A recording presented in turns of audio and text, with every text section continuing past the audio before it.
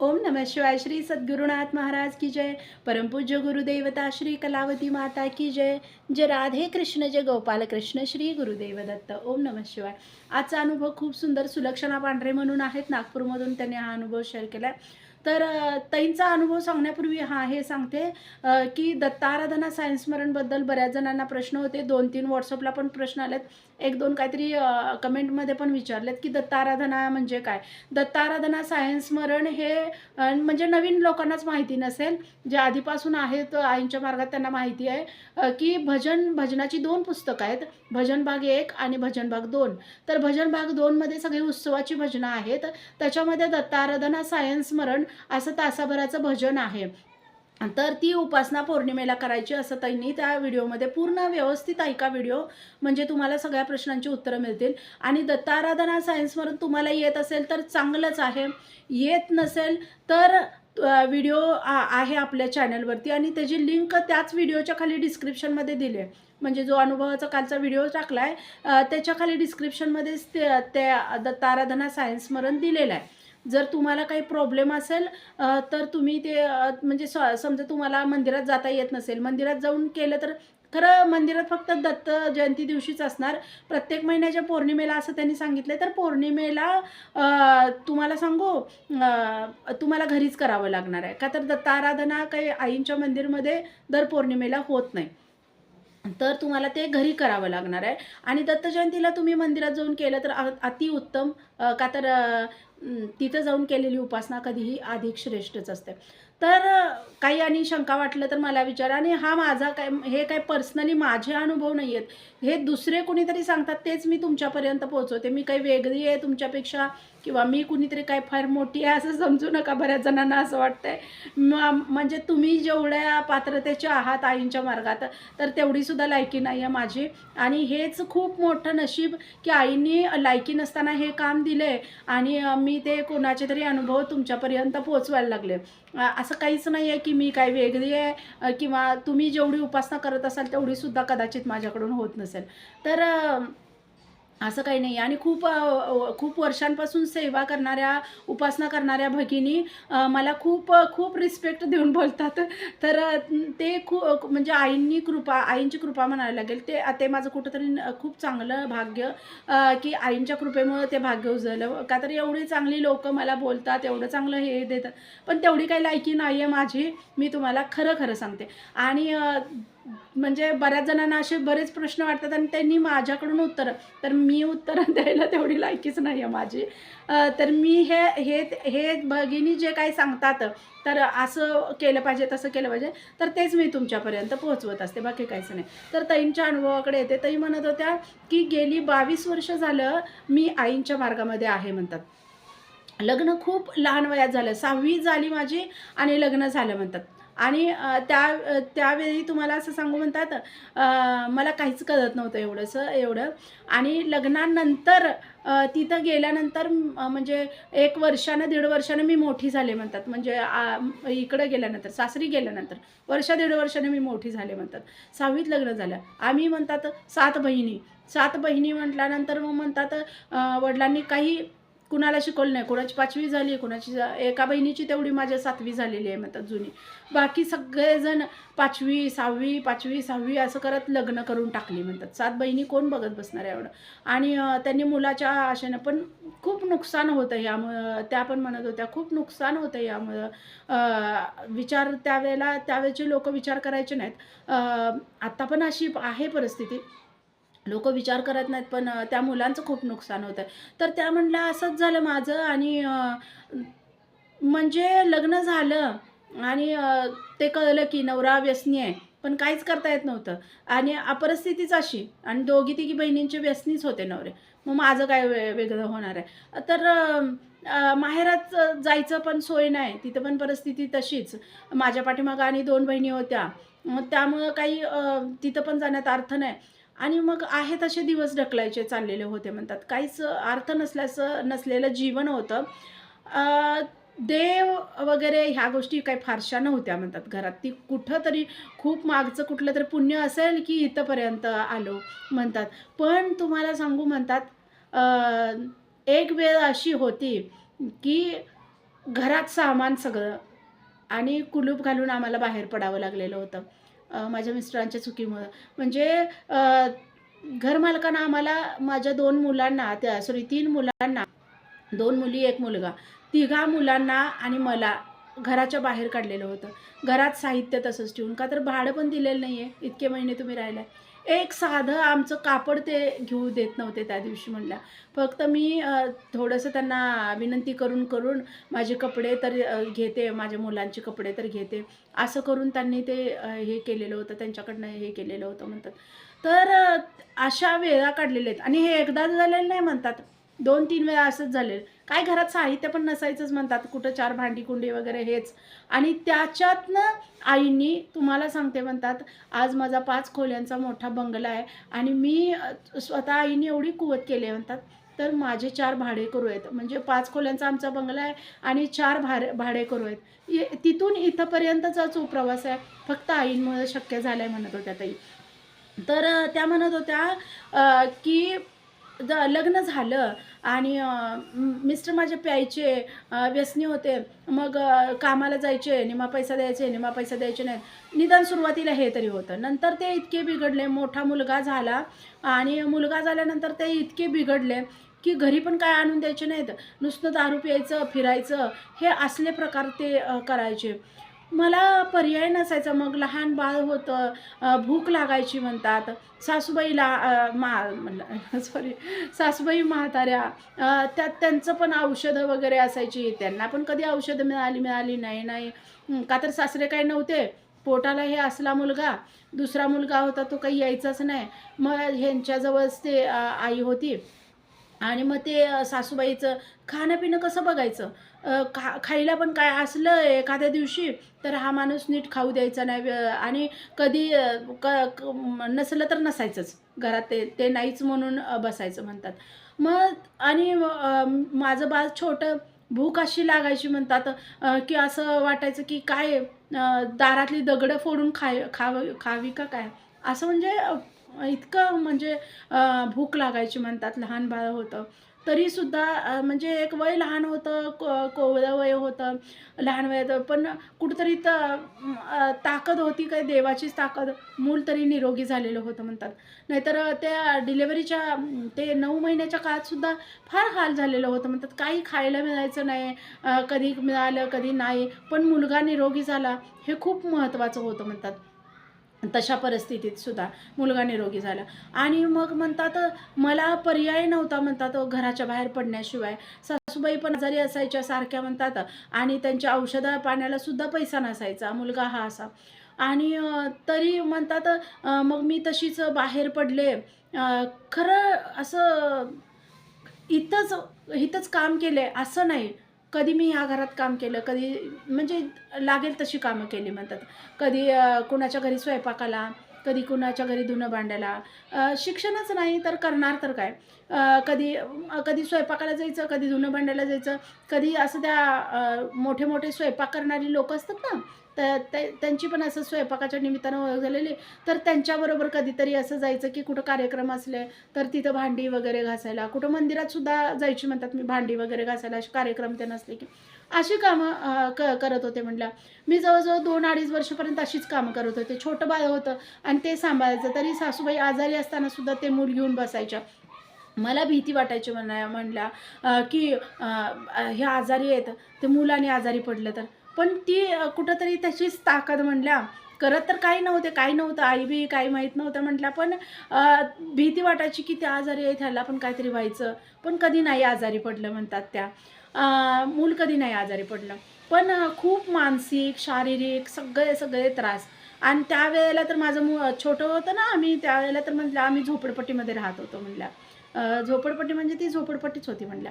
आणि तिथं असं हे करून राहिलेलो होतो म्हणल्या. आणि त्याच्यानंतर मग म्हटल्या थोडंसं मी काम वगैरे करायला लागल्यावर थोडेसे पैसे म्हणजे मी काय करायची, मग जिथं काम केलेलं असेल ना, त्या लोकांनाच मी सांगायची म्हटलं, की माझ्याकडे पैसे वगैरे देऊ नका. की पैसे दिले तर घरातला माणूस चांगला नाही आहे, पैसे नेतोय मग. मग काय करा, धान्य वगैरेच द्या. ते सुद्धा चोरून लोकांच्या घरात ठेवायची म्हणलं मी. आणि तो गेला की मग आम्ही आणून करून तो यायच्या आधी आम्ही खाऊन पण बसायचो म्हणला. का तर घरात तसं पण काही नाही असंच दाखवायचं. सगळ्या गोष्टी चोरून म्हणला. इतकं ते हालाकीचे दिवस अगदी रडत-रडत मी सगळी गोष्टी करायची म्हणला. असे म्हणलं मुलगा झाल्यानंतर सुद्धा 4 वर्ष अशी गेली म्हणला. 4 वर्षानंतर म्हणजे मला एका ठिकाणीच काम मिळालं. 4 वर्ष मी अशीच फिरून-फिरून 2-2.5 वर्ष तर फारच बेकार कामं केली म्हणलं. कुठं वाटेल ते काही लोकं कामं सांगायचे, ती सगळी केली म्हणलं. नंतर मग जरा थोडी स्वयंपाकाच्या ठिकाणचीच तेवढी हे तर नंतर एका ठिकाणी मी अगदी म्हणजे त्या घरात मला अगदी माणुसकीची वागणूक मिळाली म्हणलं आणि त्यांनी मला आईंच्या मार्गात आणलं म्हणलं. आईंच्या कृपेवर आज जे काय आहे, आता कुणाकडे हात पसरायची गरज नाही म्हणल्या असं आईंनी केले. आणि तुम्हाला सांगू म्हणतात मी मग त्या घरात ज्यावेळेला मी कामाला लागले, त्यावेळेला म्हणजे मला असं माहीत नव्हतं असंच मी मंदिरात त्यांनी कामं करायची ना म्हणल्या, तर तिथं त्यांनी सांगितलेलं होतं, की असं-असं आलेत नवीन एक राहिला आणि तू जाशील का कामाला त्यांच्याकडं? तर हां, जाईन म्हणलं. तर मग त्यांनी मला आधी फक्त फरशी पुसायचं वगैरे तेच काम दिलेलं होतं म्हणल्या. आणि मग नंतर त्यांना ज्यावेळेला माझी परिस्थिती कळली की ही कुठं पण जाते कामाला वगैरे असं कळलं, तर त्यांनी बोलल्या, "मी तुला" आणि खूप चांगला पगार त्यावेळेला मला ठरवलेला होता. ते काही सांगू नका बोलल्या त्या. पण तो माझ्यासाठी खूप मोठा होता म्हणल्या. इतकी मी आनंदले होते तुम्हाला काय सांगू म्हणल्या. आणि तर त्यांच्या घरी भजन वगैरे असायचं म्हणल्या. घरी भजन असायचं त्यांच्या म्हणल्या.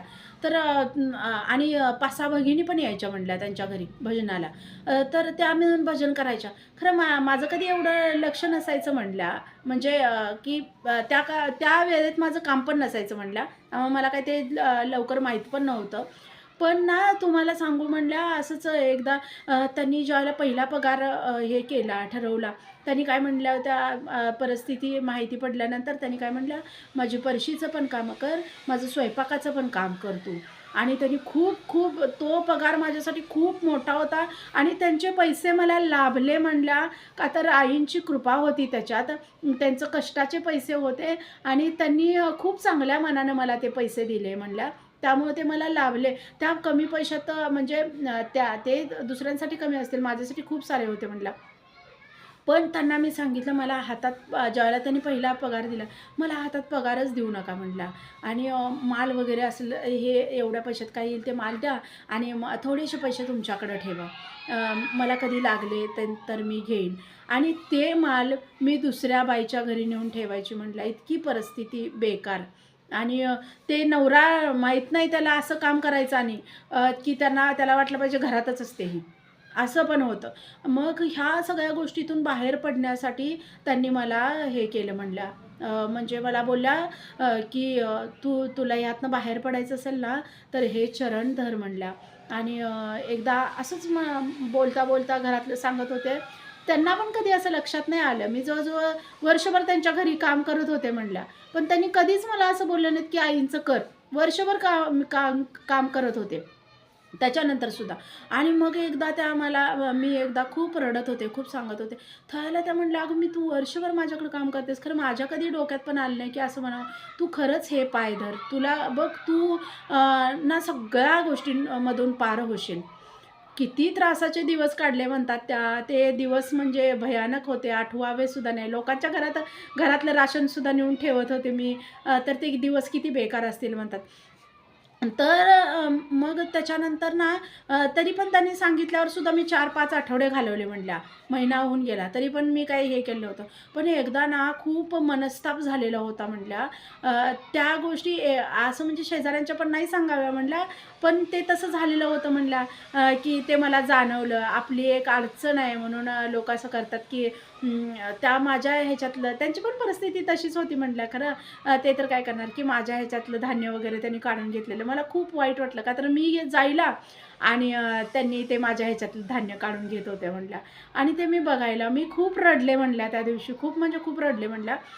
आणि रडले आणि मी ज्यावेळेला त्या आमच्या ताईंना सांगायला लागले म्हणलं काम करत होते त्यांना.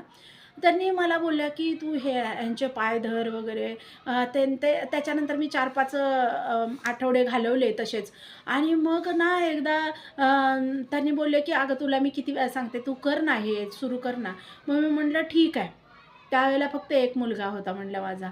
आणि मग ठीक आहे म्हटलं. आणि मी उपासनेला सुरुवात केली म्हटल्या. काही इच्छा, आकांक्षा काही ठेवू नको हां तू.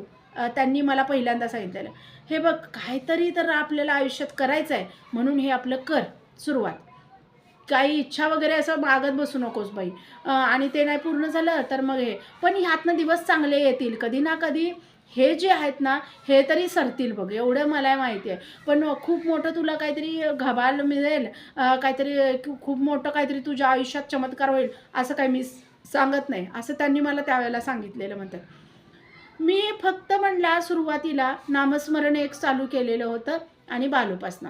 दुसरं काहीही नाही म्हणतात. बालोपासना आणि नामस्मरण. का तर ते छोटंसं होतं. मला तितकंसं काही वाचायला येत नव्हतं म्हणतात. येत होतं वाचायला, मराठी येत नव्हतं असं नाही. तितकंच काही काही चांगलं येत नव्हतं. पण त्यांचं ऐकून ऐकून मी ते हे केलं म्हणतात. आणि म्हणायला सुरुवात केली. मग म्हटला तुझा नवरा नसताना. आणि ते ते स्थिर स्थावर झाल्यासारखं होतं.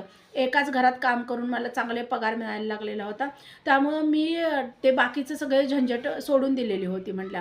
आणि तिथनं काम करून यायची, नवऱ्याला माहीत पण पडायचं नाही की ही जाऊन आले वगैरे, हे पण व्हायचं म्हटलं. आणि तर मग मी ते बालोपासना करायला लागले आणि हे पण करायला लागले. तुम्हाला सांगू म्हटलं ते खूप मोठा काळ भोगलेला होता.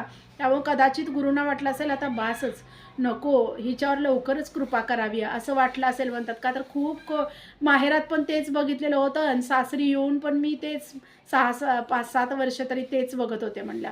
आणि इतके इतके बिकट दिवस, इतके खायचं म्हणजे हे जसं-जसं काम करायला लागले, तसं थोडंफार खायला तरी हे होत होतं म्हणल्या. पण ते किती किती वाईट, की चोरून आणून कधी नवरा येईल काय म्हणून गपागप खायचं आणि पळायचं. आणि तो यायच्या आधी घरी येऊन हे करायचं. तर त्यात सासू जरा बरी होती म्हणून बरं मुलाकडे लक्ष द्यायला होती ती. आणि त्यांना पण त्यांचं पोट भरत होतं, औषध पाणी कधीतरी हे होत होतं, मिळत होतं म्हणून त्या पण मला साथ देत होत्या म्हटल्या. आणि का तर मुलाकडनं त्यांच्या काही होणार नाही त्यांना पण माहीत होतं. तर ह्या सगळ्या गोष्टीत म्हटल्या ज्यावेळेला उपासना चालू केली, अवघ्या म्हणतात 2 आठवड्यात मला प्रचिती आलेली होती म्हणतात. मग तिथून जे आईंचे पाय धरले, ते मी कधीच आयुष्यात सोडले नाही म्हणतात. अवघ्या 2 आठवड्यात मला प्रचिती आलेली होती म्हणतात. 2 आठवड्यामध्ये तुम्हाला सांगू माझा नवरा ना एकदा पिऊन येत होता आणि इतक्या जोरात गटरीमध्ये पडलेला होता. सगळ्या गटरीच होत्या म्हणतात आमच्या इथं, तिथं होतं तिथं. गटरीच. आणि एवढ्या जोरात गटरीमध्ये पडलेला होता, तर सगळं त्याचं फुटलेलं होतं म्हणतात. डोकं-बिकं सगळं. दवाखान्यात कोण नेणार म्हणल्या. मी पण नाही तर लक्ष दिलं. कोण नेणार दवाखान्यात? जगू तर जगू दे, नाहीतर मरू तर मरू दे. तर तुम्हाला सांगू काय त्याच्या ह्याच्यात हे झालं नाही तर दारू पिणारी लोकं ह्याच्या आधी पण कितीतरी वेळा कुठं-कुठं आढळून आलेला होता, पण त्यानं कधी हे केलं नव्हतं. पण ते त्याच्या डोक्यात काही आई घुसल्या का काही माहीत नाही म्हणतात. पण 2 आठवड्यात त्यानं ना दारूच सोडली म्हणल्या. काय त्याला त्याला हे झालं, घाबरला का काय झालं, काय काही माहीत नाही म्हणला. मी करून फक्त 2 आठवडे झाले, चालू चालू होती उपासनेला म्हणला. आणि ना त्यानं प्यायचंच सोडून दिलं म्हणला. आणि घाबरला तो आणि घरातच राहायला लागला. बरं मला औषधं आणा. तर मी सारखी तू घरातच राहायला लागल्यावर माझं कामाला जायचं अवघड होऊन बसलं म्हणला. हा घरातच आहे, आता जायचं कसं कामाला? ते अवघड होऊन बसलं. 3 दिवस मी कामाला गेले नाही म्हणल्या. आईंना प्रार्थना करायला लागले. अहो म्हणलं माझं काम सुटेल आता, ह्या घरातच बसलाय. आणि 4थ्या दिवशी आपोआपच म्हणजे काय त्याला औषध नाही, काही नाही, काहीच नाही म्हटला. आपोआपच उठला म्हणला. आता मी म्हटलं जाईल कुठेतरी प्यायला वगैरे.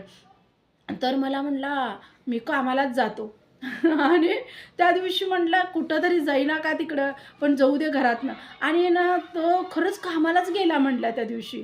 आणि मग काय म्हणला, "मी गेले बाई कामाला." मग त्यांनी म्हटलं, "अगं असं का?" ते ओरडल्या मला म्हणल्या. "तर मला माहिती नाही तू आणि तू अचानक सुट्टी घेतलीस. कुठं शोधायचं, काय करायचं?" आणि ओळखीनं त्यांनी हे केलेलं होतं. त्यांना पण विचारलं, तर त्यांनी पण काही म्हणल्या हे केलेलं नाही. आणि फोन वगैरे कुठले म्हणल्या त्यावेळेला काहीच नव्हतं. आणि मग म्हणला तशा ह्याच्यामध्ये मी त्यांना सांगितलं, "ताई असं कधी वाटू देऊ नका, मी येणार तुमच्याकडे कामाला वगैरे, मला खूप गरज आहे." आणि मग ते आणि निम्मा पगार होता त्यांच्याकडेच, त्यामुळं तसं काही हे नव्हतं. निम्मा पगार त्यांच्याकडेच होता. फक्त मालाचे पैसे मी घेऊन आलेले होते. माल तेवढा भरलेला होता त्यांच्याकडनं. आणि तुम्हाला सांगू म्हणतात, "तू खरंच त्या दिवशी कामाला जाऊन आला," म्हणल्या, "आणि घरी आणून," म्हणल्या, ₹70 दिले त्या दिवशी त्यांना पहिल्यांदा. इतक्या मुली होऊन इतकं वर्ष झाल्यानंतर ₹70 दिले. मला एवढं आश्चर्य वाटलं, "खरंच कामाला गेलेलं तुम्ही?" "होय, ₹70 दिले." आणि तुम्हाला सांगू म्हणतात, त्याच्याकडून मला कधीही काही मिळालेलं नव्हतं. त्या दिवशी 1 किलो तांदूळ माझा नवरा घेऊन आलेला होता. आणि त्यांनी सांगताना मला खूप वाईट वाटलं, पण त्या अगदी खरंच ह्यानं सांगत होत्या. कुठं त्यांच्यात कुठंही म्हणजे असं अगदी भावूक झाल्या असं मला वाटलं नाही त्यांनी कुठल्या क्षणी. तर त्यावेळेला म्हणल्या 1 किलो तांदूळ घेऊन आलेला होता. त्या दिवशी 1 किलो तांदूळ आणि थोडंसं तेल घेऊन आलेला होता आणि काहीतरी बनव. तर घरात काय बनतंय, काय नाही, कुठनं येतंय आपल्या घरात. कधी आपल्याला भाकरी असली तरी पण त्याला शुद्ध नसायची, भाकरी नसली तरी पण त्याला शुद्ध नसायची म्हणला. म्हणजे याला कधी-कधी आम्हीच दयानं सासू बनायची आमची, "असू दे गं, एक भाकरी त्याला ठेव." पण ही कुठनं आली? कशी आली? मग एक-एक दिवशी नाही द्यायचो आम्ही, की नाहीच भाकरी, मग नाहीच तर घरात काय करायचं? मागून आणून केलंय म्हणायचं एक-एक दिवशी. तुम्हीच काय कमवत नाही तर काय? तर हे 2-2, 3-3 महिन्यानं तो द्यायचा. ₹200, ₹300 असं असायचं म्हणल्या त्या. तर त्या दिवशी मला एवढं आश्चर्य वाटलं म्हणला, ₹70 हातात दिलेत आणि तांदूळ घेऊन आलाय, तेल घेऊन आलाय थोडंसं. आणि मग मी खरंच त्या दिवशी म्हणजे कंटाळा आलेला तरीसुद्धा मी त्यांना बनवून आमटी, भात त्यांना वाढलं म्हणतात. आणि आम्ही पण म्हणजे आम्ही आम्ही खाऊन बसलेलो होतो म्हणतो, पण आम्ही खाल्लं सगळ्यांनी त्यांच्यासोबत.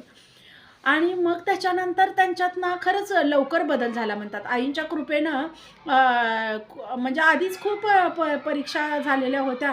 त्यामुळे आई म्हटल्या असतील, "आता नको आणि जरा जास्त." तर खूप लवकर प्रचिती आली म्हणतात. मग त्याच्यानंतर 2 मुलं झाली परत. 2 मुलं नंतर झाल्यावर परत आहे तसं फेरसे मुलीनंतर 1-1.5 वर्षानं म्हणजे का का मग मी त्यांना सांगितलं, पण मी पण काम करते. त्यांना असं गोड बोलून व्यसन सुटलेलं होतं, काम करत होता. मग मी पण काम करते असं सांगितलेलं होतं, सगळं सांगितलं. मग हां, चांगलं चाललेलं होतं, चांगलं चाललेलं होतं. पण मुलगी झाली 1 वर्षानं आणि परत त्यांनी ते फेरसे सुरू केलं म्हणल्या आणि आहे तसं मागं तसं पुढं. आणि मग म्हटलं मी माझी उपासना पण चालू आहे. आता 3 मुलं झालेत आपली आणि आता हा माणूस आणि परत प्यायला लागलाय आणि परत फेरसे. "तुझा आहे की पैसा, तुझा आहे की पैसा, तुझा तुझा पैसा वापर. चालव की मुलांचं. मग मीच किती दिवस घर पोसणार?" म्हणजे काही न करता असं बोलायचं म्हणला तो. परत ते फेरसे सुरू झाल्यावर मी म्हटलं, "आईंची अवकृपा झाली का काय आपल्यावर?" आणि मी तुम्हाला सांगू म्हणल्या, खरं मी थोडे-थोडे पैसे कायम त्यांच्याकडे ठेवत होते. तर कधी असं सगळे पैसे मी घेऊन नाही यायचे. फक्त काय माल भरायला ते. आणि आम्ही तिथं राहत होतो तिथं काय ते हेच होतं म्हणल्या, तिथं काय भाडं वगैरे काही नव्हतं. झोपडपट्टीचा एरिया होता. असंच सगळ्यांनी. नंतर ते काढलं गेलं म्हणल्या. ते नंतर काढलं गेलं आणि मग नंतर आम्ही भाड्याच्या घरात. मग माझी मुलगी त्यावेळेला जवळ-जवळ 2.5-3 वर्षाची मुलगी होती म्हणल्या. आणि ती त्यावेळेला ते तिथनं काढलं गेलं. मग ते भाड्यानं घर घेतलं. हा असाच हे करायचा म्हणल्या, प्यायचा वगैरे हे करायचा. आणि मग म्हटल्या मला इतका त्रास परत फेरसे त्रास का तर 3-3 मुलं. तर आणि त्यावेळेला तुम्हाला सांगू म्हटल्या तरी बरं माझी मुलं जरा मोठी झाल्यानंतर सासू माझ्या एक्सपायर झाल्या सासूबाई माझ्या म्हणल्या. म्हणजे माझी मुलगी पहिली सॉरी माझी मुलगी का मुलगा काहीतरी असं म्हणलं त्यांनी. 2 मुली 1 मुलगा असं काहीतरी म्हणला का 2 मुलगी आणि 1 मुलगी. सॉरी मी अनुभव ऐकताना पण 3 मुलं आहेत त्यांना असं तर त्यांनी सांगितलेलं हे. मोठे आहेत अनुभव त्यामुळे ना खूप ऐकायला वेळ जातोय आणि मग ते मांडायचं ते मग थोडंसं कन्फ्युजन असं. पण 3 मुलं आहेत हे त्यांनी सांगितले मात्र कन्फर्म. मग ते मुलगी माझी एक 5 वर्षाची होती त्यावेळेला सासूबाई एक्सपायर झाल्या असं त्या बोलल्या. छोटी मुलगी असं त्या म्हणत होत्या. त्यावेळेला सासूबाई एक्सपायर झाल्यानंतर मग म्हणल्या मग मुलांचं खूप अवघड व्हायला लागलं म्हणल्या. मी कामाला जायची, हे करायची आणि मग ना भाड्याच्या घरात म्हणल्या काही-काही वेळेला भाडं द्यायला हे आणि एकदा तर मग असं झालं, मुलं जरा मोठी झाली आणि हा माणूस बेपत्ताच. म्हणजे आलाच नाही. सगळीकडे शोधलं, पोलीस कंप्लेंट केली आणि सगळं झालं. पण कोण लक्ष देणार आहे म्हणल्या. मी एकटी, मुलं लहान-लहान आणि मग म्हणल्या शेजाऱ्यांच्या भरवशावर मी मुलं टाकून जायची. भीती पण वाटायची म्हणल्या. कोण मुलांना कुठं नेईल काय, पळवून नेईल काय, कोण मुलांना काय करेल काय, मारून-बिरून टाकेल काय. बाप असलाय त्याचा बदला कुणीतरी घेतला तर का तर सगळ्यांकडनं कुणाकुणाकडनं पैसे वगैरे घेऊन ठेवलेले असायचे म्हणतात. त्याने उधाऱ्या केलेल्या. ते माझ्याकडे मागायला यायची लोकं. आणि मग म्हणला इतकं ती बेकार कंडिशन ना म्हणल्या. परत फेरसे सुरू झालेली, पण उपासना कधीही सोडली नाही म्हणतात. आईंनी कृपा केली, पण मुलं मोठी झाल्यावर जरा मुलगी झाल्यानंतर परत हे त्रास सुरू झालेले होते म्हणतात. आणि ते जवळजवळ परत मी 4-5 वर्ष काढले, पण उपासनेत कधीही खंड केला नाही म्हणतात. आले असतील प्रारब्धाचे भोग काहीतरी. आत्ता ते कळते, त्यावेळेला ते पण नाही काय कळत होतं, का तर तेवढं आईंना जाणलेलं पण नव्हतं म्हणतात. पण ना तुम्हाला सांगू म्हणल्या इतकं म्हणजे भयानक ती बिकट अवस्था होती म्हणल्या. आणि मग 3-3 मुलं पोटाला आणि मग ना भाड्याचे पैसे द्यायला जमायचे नाहीत. का तर मुलांचे खर्च असायचे. त्यांना कपडा-लत्ता, खाणं-पिणं खर्च वाढलेला होता. मग भाड्याचे पैसे मला द्यायला जमायचे नाहीत, हे व्हायचं नाही. तरी आमचे ते जे होते कामाला मी होते, ते चांगले होते म्हणले. त्यांनी म्हणजे प्रत्येक वेळेला आईंच्या कृपेने त्यांनी मदत करायचे. भाड्याला हे कर आणि मी भाड्याचे पैसे मीच खर्च करायचे. ते घरमालक पण त्रासले म्हणतात. त्यांनी तर काय करणार? वर्ष, दीड वर्ष आणि हे एका ठिकाणी नाही, 2-3 ठिकाणी तसं झालं. हे असे प्रकार चालू होते म्हणतात. उपासना चालू होती. एकतर मी खूप रडले म्हणतात, "आई, मला आता सहन होईना झाले आणि आता असं वाटायला लागलं, की मुलं घेऊन कुठेतरी आपण जीव द्यावा." आणि ह्या माणसानं असंच चालू ठेवलेलं होतं नंतर म्हणल्या, की 2-2, 3-3 महिन्यानं कधीतरी उगवायचा घरी.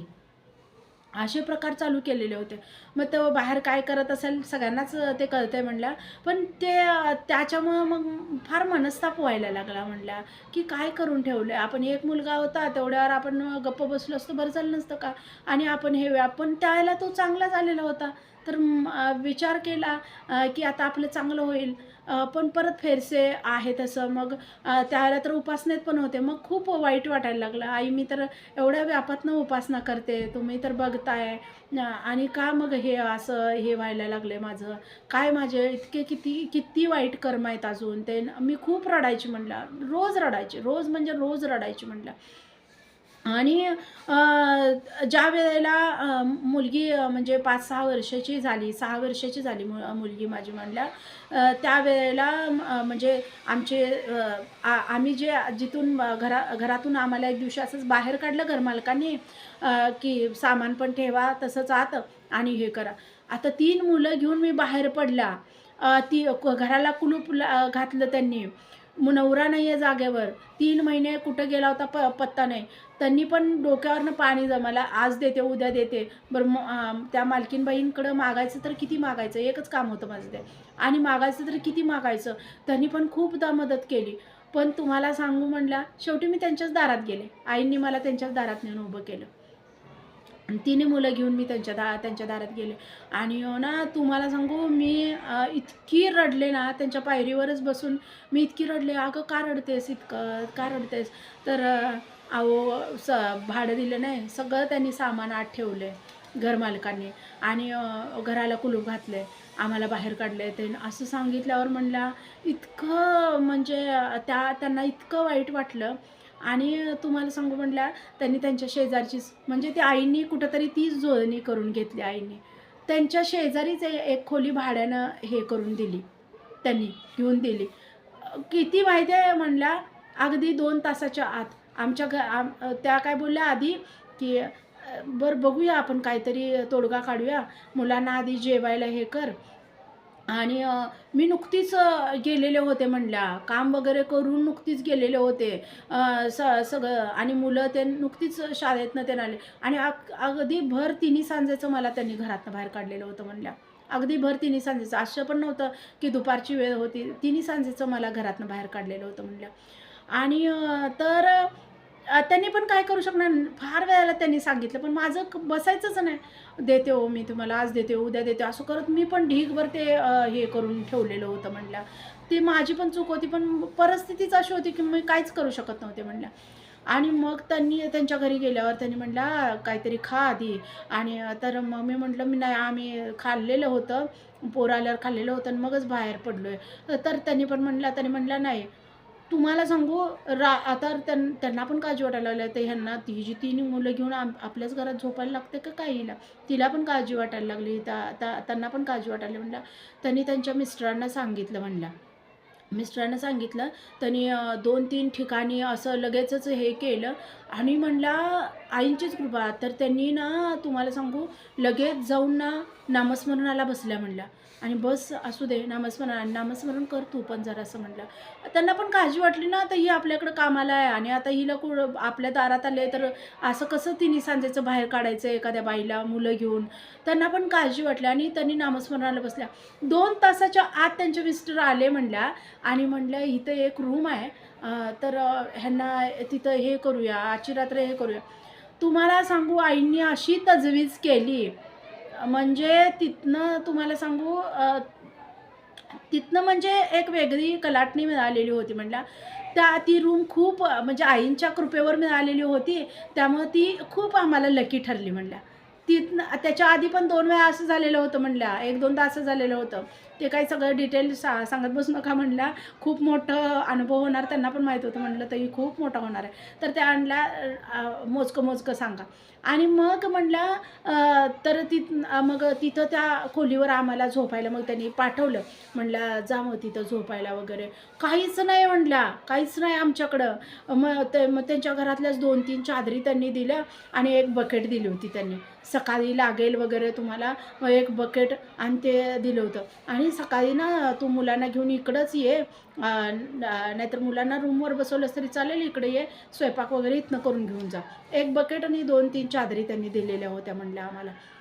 आणि ते घेऊन मग किती भयानक ते दिवस होते म्हणल्या, काही बोलायचंच नाही.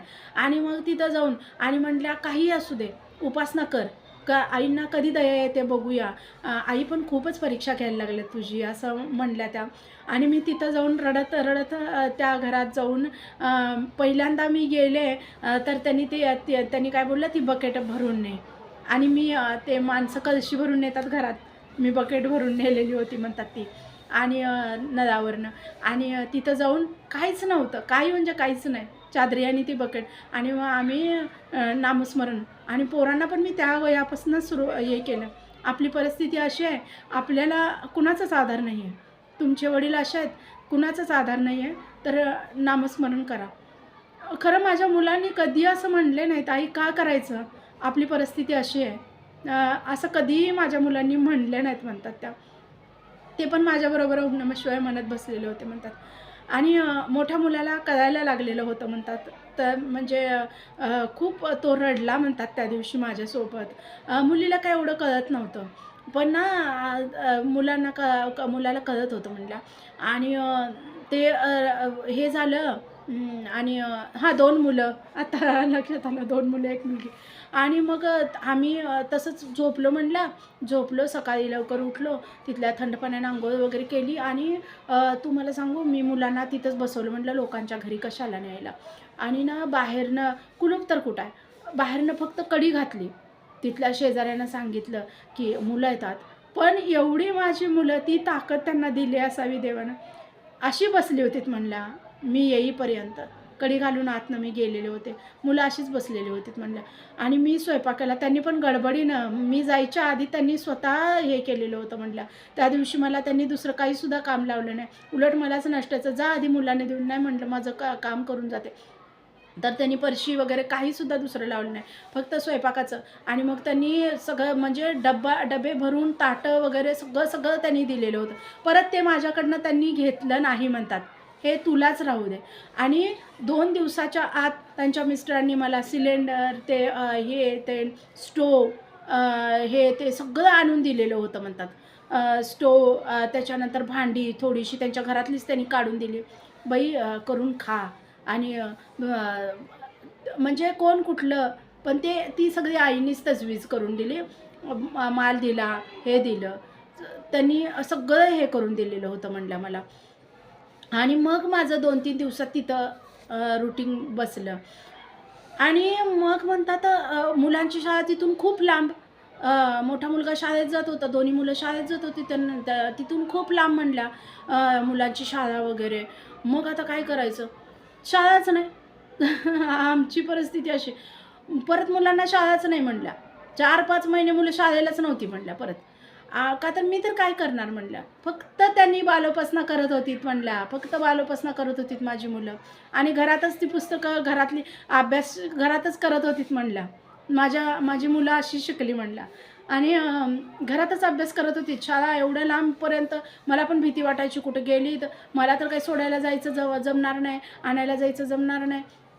मग तिथनं परत हे करून का तर माझ्या घराच्या पुढं आधी मी राहत होते ना, त्याच्या पुढं शाळा होती म्हणल्या. आणि मुलं छोटी होती, असं काही हे नव्हतं. आधीचं घरापासून ती जवळ होतं म्हणल्या. मी तिथनंच एवढ्या लांबपर्यंत. आणि तिथनं आम्ही जिथं त्या मॅडम काम करत होते मी म्हणल्या, तिथनं पण ती रूम घेतलेली ती पण लांब होती म्हणल्या थोडीशी. आणि मग तिथनं सगळंच लांब पडत होतं. मग 6 महिने मुलांना शाळा नाही, काही नाही, काही नव्हतं म्हणल्या. नुसती बालोपासना आणि नामस्मरण ह्याच्या जीवावर.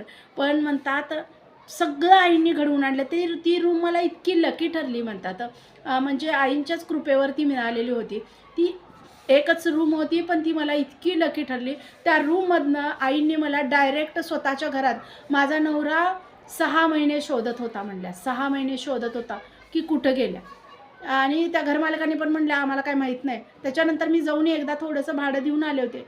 माझं सामान नंतर द्या म्हणलं. त्यांनी म्हणले पण थोडं घेऊन जाणार असली घेऊन जा. पण मी म्हणलं नको. का तर कुठंतरी आई मुरायला लागलेल्या होत्या. त्यांनी बोलल्या आई कुठंतरी मुरायला लागलेल्या होत्या. सगळे आणून देईन पैसे, त्यावेळेला द्या सामान, असं मी बोलले आणि निघून आलेले होते म्हणल्या. आणि तर त्यांना मी सांगितलेलं होतं की कुठं गेल्या आम्हाला पण माहीत नाही, हेच सांगा म्हणून. आणि तर तो पण एवढा ह्यानं काही आम्हाला शोधला पण नसेल म्हणल्या त्या. आणि मग तुम्हाला सांगू तिथनं जी माझी सुरुवात झाली, कसं हे होत गेलं. मुलगा माझा खूप लवकर म्हणला काम करत शिकायला लागला. तो आईचं बघून म्हणला आई मी हे करतो. आणि तो हॉटेलमध्ये चालला म्हणला. खरं तुम्हाला सांगू माझ्या मुलांना 10वीमध्ये म्हणला म्हणजे त्या काळात माझ्या मुलांना क्लास नव्हते, काही नव्हते म्हणल्या. 62% मार्क होते माझ्या पोराला म्हणल्या. पहिल्यांदा क्लास नाही, काही नाही. आणि 10वीत सुद्धा माझा मुलगा काम करत होता म्हणल्या. माझ्या मुलांनी कामं करून त्याचं बघून छोटा पण कामाला चालला. काम करत करत दोघांनी. आणि म्हणजे ही उपासनेची कुठंतरी हे होती म्हणल्या. आणि नंतर माझी मुलं ज्यावेळेला 10वीला वगैरे गेली, माझा मोठा मुलगा 10वीला वगैरे गेला त्यावेळेला. आणि माझा मुलगा म्हणला त्यानं जास्त काळ घेतला नाही म्हणला, 7वीपासून कामाला चालला तो म्हणला शाळा शिकत. की आई तू काय करणार रे, एवढा खर्च पेलत नाही तुला. हा जो समजूतदारपणा त्यांच्यामध्ये आलेला होता ना म्हणला, ते फक्त ह्याच्यामुळे आलेला होता की मी कठनाईमध्ये सुद्धा म्हणजे उपासना कधी सोडली नाही. ह्याच्यामुळं त्यांच्यात तो बदल झालेला होता मुलांमध्ये. आणि ती कामाला चाललेली होती. दोघं मुलं माझी कामाला लागली म्हणतात. म्हणजे त्याचं बघून तो छोटा पण जायला लागला. गाड्या पुसायला जायचे. मोठा मुलगा हॉटेलमध्ये लागलेला होता म्हणल्या. की वेळ असं असतात ना पुसायला वगैरे ते. आणि हा छोटा मुलगा माझा गाड्या पुसायला जायचा वगैरे असं छोटी मोठी कामं करायला. पण माझी मुलं कमवायला लागलीत. त्या कमवण्यातनं कधी वाईट व्यसनाला लागली नाहीत. हे मला असं वाटायचं की ही पण बापासारखी पण नाही. ती कृपा केली म्हणतात आईंनी. आणि नंतर ती मुलं हे व्हायला लागल्यावर माझा नवरा यायला लागला सारखं. पण मुलांची मनं विटलेली होती म्हणतात. मुलं जशी मोठी व्हायला लागली त्यांनी येऊ द्यायचं बंद करायला लागले. त्यांना नाही यायचं घरी, इथं यायचं नाही. आणि जर यायचं असेल तर कमवून आणून 4 पैसे घेऊन यायचे घरी. आणि दारू जर प्यायचं असेल, पिऊन यायचं असेल तर आमच्या घरी यायचं नाही. हे मुलंच स्वतः हे करायला लागले. माझा मोठा मुलगा म्हणला एवढं सहनशील, एवढं त्याला माझं दुःख कळायचं, एखाद्या पोरीसारखं तो जाणायचा. पण म्हणला 10वीत जसा तो गेला तसं त्यानं म्हणजे सगळ्या घराचं हे घेतलं म्हणला, जबाबदारी घेतली म्हणला. आणि घरात असं म्हणजे आणि तो म्हणला शाळेला जायचा, ते हॉटेलमध्ये कामं करायचं म्हणला. 10वी तेवढं त्यानं ते संध्याकाळचं वगैरे असं ते हे असतात ना त्याच्यावरती कामं करायला, असं काय म्हटलं बाई त्या कप बशा धुवायला वगैरे ठेले, काय तरी ठेले पण म्हणतो ना तसं, त्याच्यावरती कामं करायला त्यांनी सुरुवात केलं. का तर त्याला दिवसभर त्यांचं म्हणा 10वी तेवढं. आणि पण सगळ्या घराची जबाबदारी त्यानं उचलली. पण ना म्हणला माझ्या मिस्टरांच्या बाबतीत तेवढाच कडकसुद्धा झाला तो. कधी मला उलटून माझ्या मुलांनी आज तागायत बोलले नाहीत म्हणला. आज तागायत ही सगळी फक्त आईंची कृपा होती म्हणला. आणि तुम्हाला सांगू त्यानं काम करत करत कॉलेज केलं, शिक्षण चांगलं घेतलं, टीचर झाला. हे मस्करी नव्हती म्हणला. टीचर झाला माझा मोठा मुलगा. कधी कपबशा धुत्याला मुलगा, तर त्यानं टीचर झाला. छोट्या भावाला पण चांगलं शिकवलं. तर तो पण प्रायव्हेटमध्येच आहे, पण चांगलं शिकला तो पण म्हणला. आणि मुलीचं शिक्षण त्यांनी सगळं केलं. परत मी फक्त मी पण बरेच वर्ष करत होते नंतर पण काम म्हणला. पण मुलानं माझ्या मोठ्या मुलानं सगळं घर परत हे केलं. पण तुम्हाला सांगू 10वीत जायचा, काम करायचा, अभ्यास करायचा, पण कधी बालोपासनं कधीही माझ्या तिन्ही मुलांनी कधीही बालोपासनं सोडली नाही म्हणतात. कधी म्हणजे त्यांनी किती वाईट परिस्थिती आली त्यातनं पण काय आम्हाला काय वाईट परिस्थिती येत नव्हती असं नाही. अडचणी येत होत्या, संकटं येत होती, काही येत नव्हती असं नाही म्हणला, येत होती तर. पण कधी त्यांनी नाही हे केलं म्हणला. त्या संकटांवर मात करायला ते आधीपासून शिकलेली होती म्हणला. कामाच्या ठिकाणी काहीतरी व्हायचं, कोणतरी काहीतरी म्हणायचं, वडील आलं की काहीतरी त्रास असायचा. ह्या गोष्टींना त्यावेळेला पण फेस करत होते. पण उपासना कायम चालू होती आणि त्याच्यामुळं त्या ह्याच्यावरती हे झालं म्हणला. आता मग नंतर माझ्या मोठ्या मुलानं छोट्या मुलानं मिळून त्यांनी ते पैसे हे करून, आणि ते काय असं टीचर वगैरे झालं नाही. आधी त्यांनी पैसे हे केलं, आधी त्यांनी प्लॉट घेतलेला होता म्हणलं. आणि मग 2-2 खोल्या करत आम्ही ते आमचं आता हे बंगला जो आहे 5 खोल्यांचा बंगला आहे म्हणला. म्हणजे तिघांच्या 3 रूम वेगळ्या, आमची एक रूम वेगळी, आणि हे म्हणजे हॉल आणि किचन असं, आणि 3 रूम असं आहे म्हणलं आमचं. आणि आई पुढं मागं आपल्याला आधार असावं. बरं आमची लग्न झाली, आमचं काहीतरी पटलं नाही, वेगळं झालं, तर तुला तर सेफ असावं म्हणून ते भाड्यानं खोल्या त्यांनी काढल्यात. आणि ते पैसे फक्त माझ्याकडे असतात म्हणल्या, कुठंही नाही. आत्ता मिस्टर येतात म्हणल्या माझे, आमच्याकडे राहतात. पण ना मुलाच्या भीतीनं माझी दोन्ही मुलं खूप कडक त्यांना हे करतात म्हणल्या. त्यांना पण कुठंतरी गिल्टी वाटत असेल म्हणल्या. पण कुठं राहतात, कुठं काय करतात आम्ही काही विचारत नाही म्हणल्या. का वाईट असताना कधी विचारलं नाही, तर आता काय विचारायचं आहे, काय हे करायचं आहे. ती खंत कायम आहे की मला नवऱ्याचं सुख नाही मिळालं म्हणतात. ती आयुष्यभराची खंत, पण ते काहीतरी मागचे भोग. पण त्या तशा ह्याच्यामध्ये मुलं पण जर तशीच झाली असती तर मी कुठं असते. मग ते गुरूंनी सगळं इथंपर्यंत तारत आणलं म्हणल्या. की भाड्याच्या घरातनं बाहेर काढून कुलूप लावलेलं होतं म्हणल्या. त्या परिस्थितीतनं आज मी स्वतःची घरं भाड्यानं दिलेत. माझ्या मुलांनी 2 खोल्या आधी बांधलेल्या होत्या, मग ते वाढवत नेलं. माझं काम बंद केलं नंतर, की आई आता नको बास. मुलीचं माझ्या खूप चांगलं, तुम्हाला सांगू आईंच्या कृपेवर मुलीचं माझ्या एवढं चांगलं, मुलं सुना चांगलं आहेत म्हणला. काही आता हे नाही असं म्हणत होत्या काकू, की म्हणजे फक्त एकच खंत आयुष्यभर राहिली, की माझ्या नवऱ्याचं प्रेम मला मिळालं नाही असं म्हणत होत्या. पण बाकी सगळ्या गोष्टी आईंनी खूप खूप चांगल्या, कधीच वाटलं नाही म्हणत होत्या की आपले दिवस हे असे येतील. पण ते गुरूंच्या कृपेनं आलं. आज खूप सुखात आहे म्हणल्या. फक्त एक इच्छा आता आहे की ज्या दिवशी मरण येईल त्या दिवशी माझी उपासना ते झालेली असावी. आता पूर्ण आई कळलेल्या आहेत म्हणल्या. आता भजनानंदी आहे आम्ही म्हणला. त्या दिवशी माझे भजन, माझं नामस्मरण सगळं व्हावं आणि मग मला मरण यावं, एवढी माझी इच्छा आहे. आता एवढीच इच्छा राहिलेली आहे म्हणत होत्या काकू. तर असे छान छान अनुभव सगळ्यांनी होऊ द्यात. व्हिडिओ आवडला तर like, share and subscribe. Shri Sadgurunath Maharaj की जय. परमपूज्य गुरुदेवता श्री कलावती माता की जय. जय राधे कृष्ण, जय गोपाल कृष्ण, श्री गुरुदेव दत्त. ओम नमः शिवाय.